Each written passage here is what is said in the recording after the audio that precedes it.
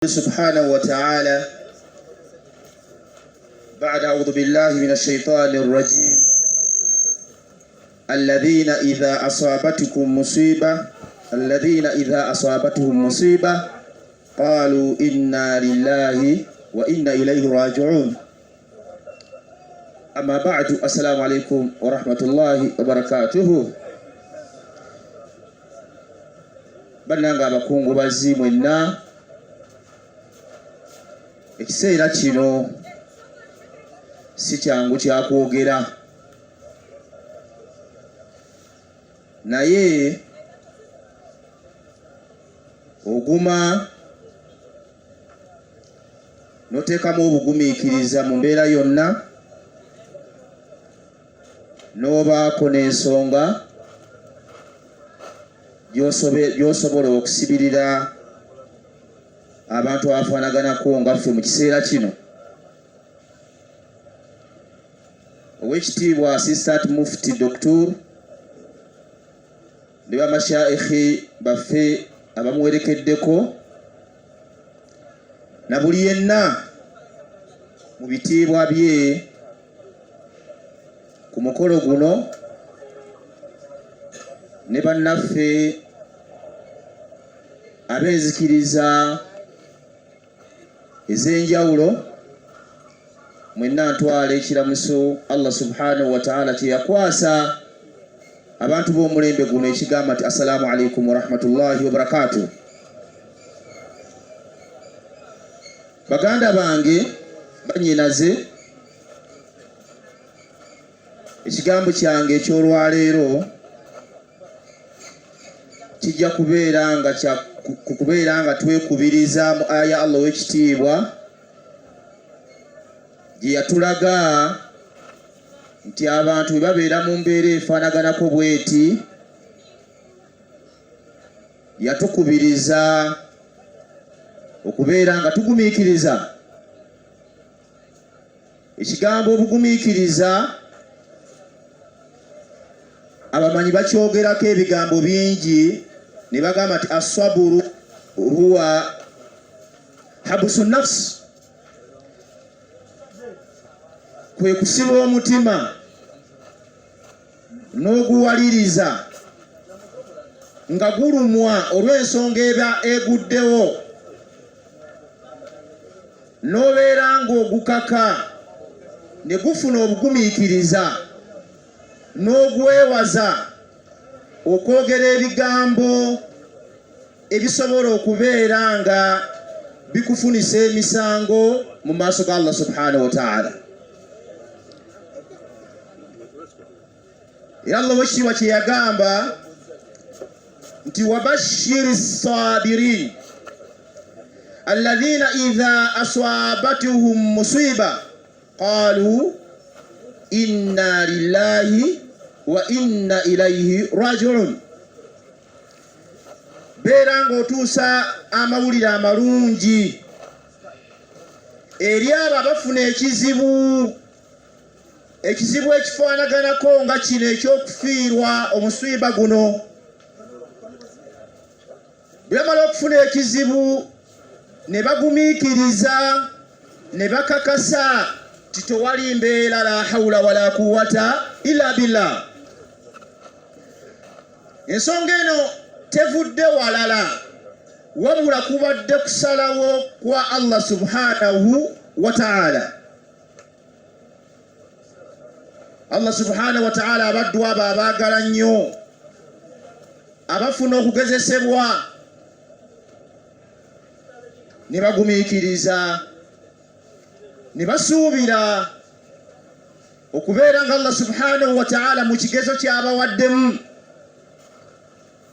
agenda kubawaamu empeera n'ebirungi gye bali, n'ebirungi n'okusabira kwe basabira oyo nga mukadde waffe agenze. Ensonga y'okubiri, baganda bange abampuliriza, tewali kizibu muntu kyagenda kufuna mu nsi muno kisinga muntu kufiirwa. Kyova Allah subhanahu wa ta'ala mu bizibu byajjatuwa ekizibu ky'okufiirwa naye yakyogerako n'agamba nti fa aswabatuhum musibatul maut. Mu bizibu byenzijambawa ekizibu ky'okufa kizibu kinene. Amanyi ne batugamba nti innal mauta min a'dhamil masaibi. Bannange ekigambo ky'okuviirwako omuntu, okufiirwa ow'omukwano, okufiirwa omuntu yenna ng'akuba abadde wa kumpi gy'oli, ekyokulabirako fiirwa mukaddewo. Ffe abazze wano tulumwa, naye abasinga okulumwa minal aqrabin be bali ennyo okumpi ku lusegere lwa mukadde waffe Allah gw'ajjuludde. Minhum mubo mwe muli sheekhe waffe Sheikh Shafi Esongolo, Allah amusaasira amugumye, n'abalala baganda abamufaanana ne bannyina. Omusiiba guno ogw'okuviirwako mukadde waabwe be basinga okugufunamu ekizibu ekinene. Abayi ne bagamba nti min a'dhamil masaib, mwe muli omusiiba ogw'okufiirwa omuntu. Baganda bange bampuliriza, asualu, waliwo ekibuuzo twebuuze buli ampuliriza nange nga kwendi. Ekizibu ky'okufiirwa omuntu afudde yasinga okukifunamu ennyo, oba ffe abasigadde ffe abasinga okukifunamu? Ali asinga okulumwa? Afudde yasinga okufuna omusiibu ogwo gumuluma nnyo, oba ffe abazze okumuwerekera, oba ffe abooluganda ffe abasinga okulumwa? Kibuuzo kiri awo mu ddiiro. Nas'alu anfusina, sal nafsak. Weebuuze nti nze asinze okulumwa ennyo, nze omwana oba mukadde wange Allah gw'ajjuludde yasinga okulumwa? Bw'oba otunuulidde ffenna tulumwa. Abooluganda balumwa nnyo, n'ono atuukiddwako omusiiba gw'okufa yennyini omufu naye alumwa. Naye amanyi bagamba nti omufu ono yasinga okulumwa. Kyova olaba bwe bakumikira nti gundi afudde, oyina dduwa gy'osabira oyo afudde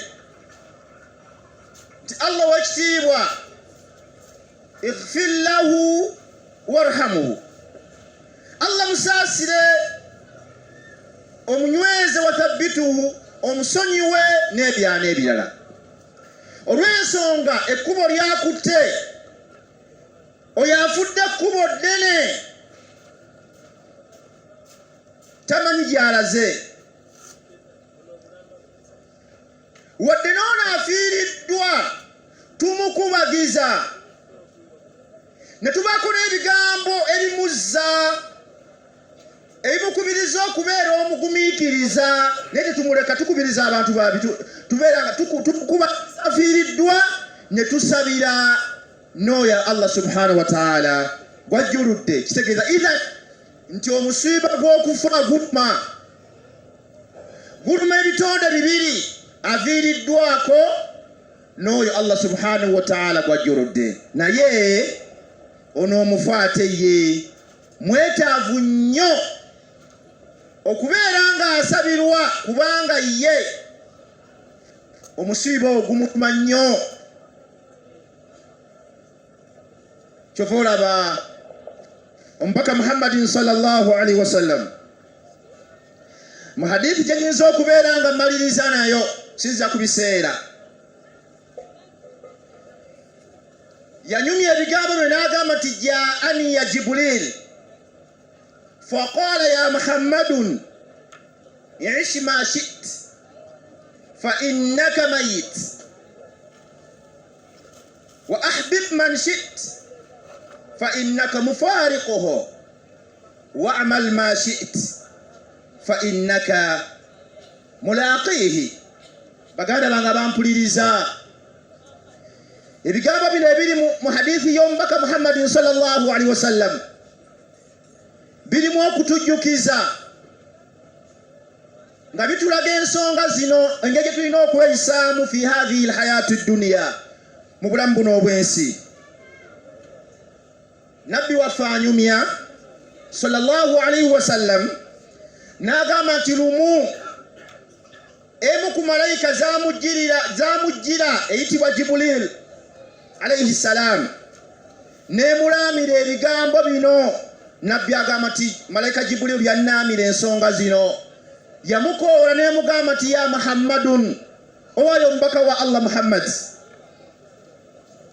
Bwe bakowoola nabbi bakowoola nze, bakowoola gwe, message eno egenda eri mubaka naye ate egenda gy'oli gwampuliriza, egenda gyendi. Nemugamba nti ya Muhammad, owayo gwe omubaka wa Allah Muhammad, ish ma shi'ta, nkulamira beera ku bulamu bw'ensi buno, wangala mu bulamu buno obw'ensi nga bw'oba oyagadde. Baganda bange abampuliriza, Allah subhanahu wa ta'ala yatuwa eddembe, yatuwa okwetaaya ku bulamu buno obw'ensi, okola ky'oba oyagadde, teryakkoona ku mukono. Ku nsi kuno owangala nga bw'oba oyagadde, osobola okuba omubbi nobba nodda mu nnyumba yo. Allah atunuulidde ow'ekitiibwa. Osobola okulyazaamaanya mu mbeera yonna, Mungu ow'ekitiibwa akulaba, kyagamba nti kola by'oba oyagadde, wangala mu nsi bw'oba oyagadde, oba osaala oba tosaala. Baganda bange tubeere benkanya, bukyanga tubeera mu buno obulamu obw'ensi. Esswala ezaakuyitako wali ofunyeeko ekibooko eziva mu ggulu nga malayika ekkuba kibooko togifunangako, naye esswala mmeka zowaleka? Kitegeeza Allah subhanahu wa ta'ala akuleka n'owangaala nga bw'oba oyagadde, ye n'akulinda ekiseera kiri. Jibuliru emugamba nti ish ma shi'ta, ku nsi kuno olina eddembe eriwangaala nga bw'oba oyagadde. Oba otta abantu tta, gw'omanyi. Nemwongera ekyokubi nemugamba nti wangaala nga bw'oba oyagadde. Lwaki? Nemugamba nti fa innaka mayit, naye toweerabira. Engeri gy'owangaalamu, okweyisa obubi koweeyisaamu, abantu bakaaba naye toweerabira. Ekiseera kyonna kyonna ogenda kufa. Ekyo musiraamu kiba tekikumala. Omuntu gw'abagamba nti munnaaye ng'obbye nnyo naye kimanye we bali kukwata. Kitegeeza osobola okuyimiriramu noweekomako, wangaala nga bw'oba oyagadde, naye jjukira okufa gyekuli. Kitegeeza alinga akugamba nti by'okola ebyo ogenda kubisasulira. Bannange, buli omu awangaale nga bw'aba yagadde, naye teyeerabira nti okufa gyekuli. Namugamba ekyokubiri, wa ahbib man shi'ta. Kuno ku nsi tulina eddembe okufuna ow'omukwano. Buli omu alondayo gw'aba yagadde nti Sheikh Sulaiman ye mukwano gwange, Sheikh Yusufu ye mukwano gwange, Peter ye mukwano gwange, Maryam ye mukwano gwange. Naye omukwano gw'ofunye gukulagirira kutya Allah subhanahu wa ta'ala, oba gukuyambako kujeemera Allah w'ekitiibwa? Baganda bange abampuliriza, mu mikwano gye tulina mulimu emikwano gye tugenda okwejjusa mu maaso ga Allah subhanahu wa ta'ala. Emikwano egyo nga tegiriimu kalungi, okujjako kuzikiriza. Funa w'omukwano asobola okugambako nti muganda wange oli musiraamu, ne wabeera Peter aga nti naye Sulaimaani bazinye. Basiraamu banno balaba abo bagenda okusaala. Mariyamu oli musiraamu, zinanga bwetuuka olw'Essande ngenda mu kyaki, nawe genda kwosaaleko. Omukwano ogubeera mulungi, n'okubeera n'omukwano ng'omukwano gukulaga bulazi bintu bya dduniya.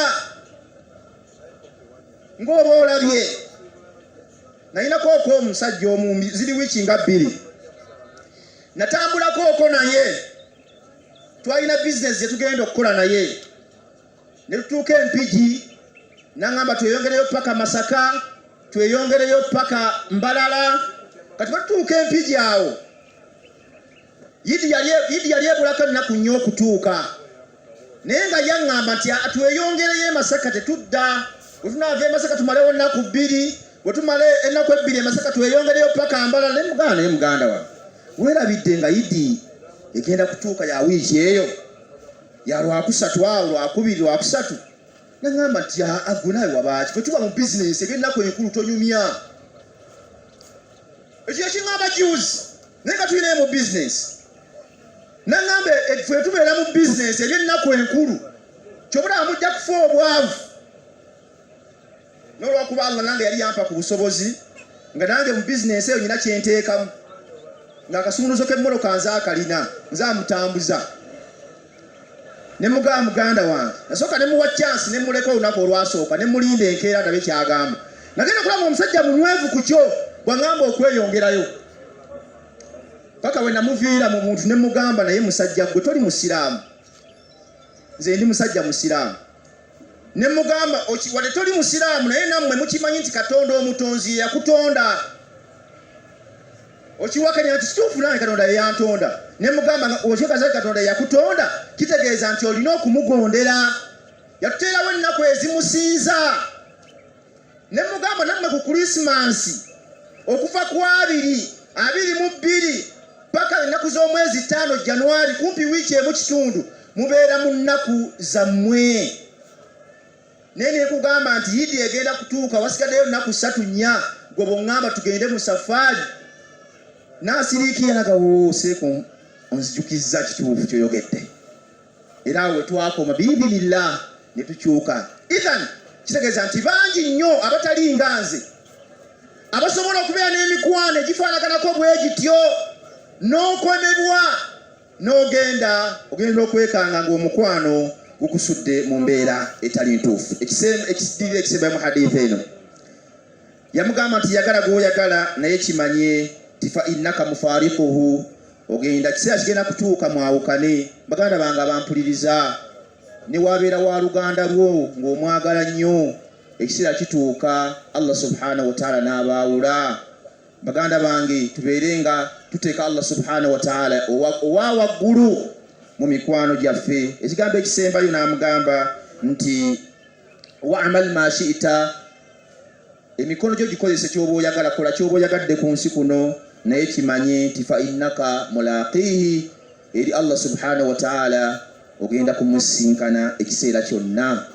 Ebigambo bibadde bingi, naye ekigendererwa mu byo kwe kubeera nga tubeera buno obulamu bw'ensi nga tukimanyi bulungi nti buli kye tukola kyonna Allah subhanahu wa ta'ala agenda kubeera nga akituvunaana mu mbeera yonna, kubanga buli kyonna kyokola mwana wattu kiwandiikibwa, sawaun kirungi oba kiki oba kibi. Nsaba Allah w'ekitiibwa nga ava waggulu abeere nga atusaasikira mukadde waffe ono, abeere nga ebyamusobako amusonyiwa, nga ziyiza entaana ye, abeere nga n'abantu be abawa obugumiikiriza.